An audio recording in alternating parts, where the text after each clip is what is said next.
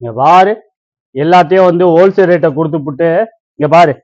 ஏன்டா நான் பல தடவை சொல்லியிருக்கேன், ஹோல்சேல் ரேட்ல கொடுக்க கூடாது. ஏதோ 10 100 சம்பாதிக்கணும், எதுவும் போகணும். நைட்டு 10 மணி 1 மணி வரைக்கும் சாப்பாடு கஞ்சி இல்லாம உழைக்கிற ரோ ரோசா வர மாதிரி இதை வந்து ஹோல்சேல் ரேட்ல கொடுக்க கூடாது. சரியா? ரோசப்படக்கூடாது. வேலையில வந்துட்டா ரோசம், மானம், மரியாதை எதுவும் கிடைக்காது. நம்ம விசாட்டு வேலை பார்க்கணும், நம்ம விசாட்டு போகணும், சந்தோஷமா இருக்கணும், முதலாளி நல்லா இருக்கும், தொழிலாளி எல்லாரும் நல்லா இருக்கணும். எந்த பிராண்ட்?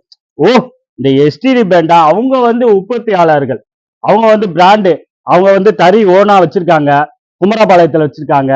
இங்க வந்து சூரம்பட்டி இல்ல வந்து கார்மெண்ட்ஸ் நடத்துறாங்க. சூரம்பட்டி வளசுல வந்து கார்மெண்ட்ஸ் வச்சிருக்காங்க, பெரிய யூனிட். நான் போய் அங்க பார்த்து அசந்து போயிட்டேன். அவ்வளவு மிஷின், அவ்வளவு ஒர்க்கர்ஸ் எல்லாமே குடும்பமா பாக்குறாங்க, எல்லாருமே குடும்பமா ஒர்க் பண்றாங்க.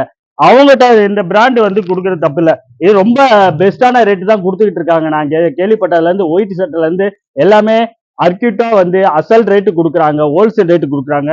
பாருங்க, பார்க்கவே வெள்ளஞ்சுலைமா போனாவே ஒரு மரியாதை கொடுப்பாங்க. உட்கார்ந்துருக்க கூட எந்திரி இந்த எஸ்டிடி பிராண்டுக்கு வணக்கம் செலுத்துற மாதிரி நல்ல ஒயிட் அண்ட் ஒயிட் எல்லாம் கொடுத்துருக்காங்க. பாருங்க எவ்வளவு ஒயிட்டா. தீபாவளிக்கு வந்து ஸ்பெஷலா பெத்த அப்பாவுக்கு நீங்க எடுத்து கொடுக்கணும். பெத்த அப்பா யாரு?